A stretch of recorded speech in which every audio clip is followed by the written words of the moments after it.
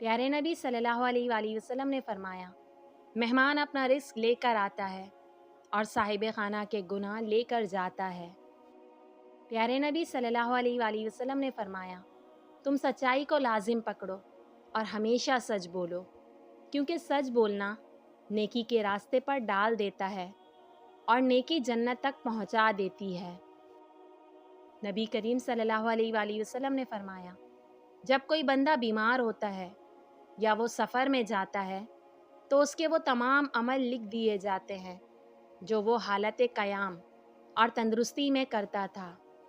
प्यारे नबी सल्लल्लाहु अलैहि वसल्लम ने फरमाया, अल्लाह ताला ने इसमें पाक अरहमुर राहिमीन पर एक फ़रिश्ता मुकर्रर फरमाया है कि जो शख्स इसे 3 बार कहता है, फ़रिश्ता निदा करता है, मांग कि अरहमुर राहिमीन तेरी तरफ मुतवज्जा हुआ।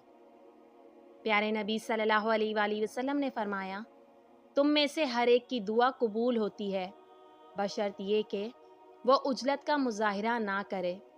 उजलत से मुराद ये है कि आदमी कहे कि मैंने अल्लाह से दुआ की थी मगर मेरी दुआ कबूल नहीं हुई।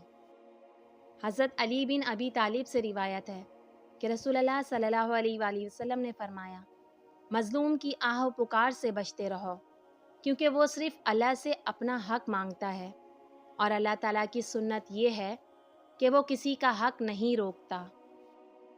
रसूलुल्लाह सल्लल्लाहु अलैहि वसल्लम ने फरमाया, हर एक तस्बीह सुबहान अल्लाह कहना सदका है, हर एक तमहीद अल्हम्दुलिल्लाह कहना सदका है, हर एक तहलील ला इलाहा इल्लल्लाह कहना सदका है, हर एक तकबीर अल्लाहु अकबर कहना भी सदका है, नेकी की तलकीन करना सदका है और बुराई से रोकना भी सदका है। रसूलुल्लाह सल्लल्लाहु अलैहि वसल्लम ने फरमाया, अल्लाह ताला अपने बैत हराम के हाजियों पर हर रोज़ 120 रहमतें नाजिल फरमाता है।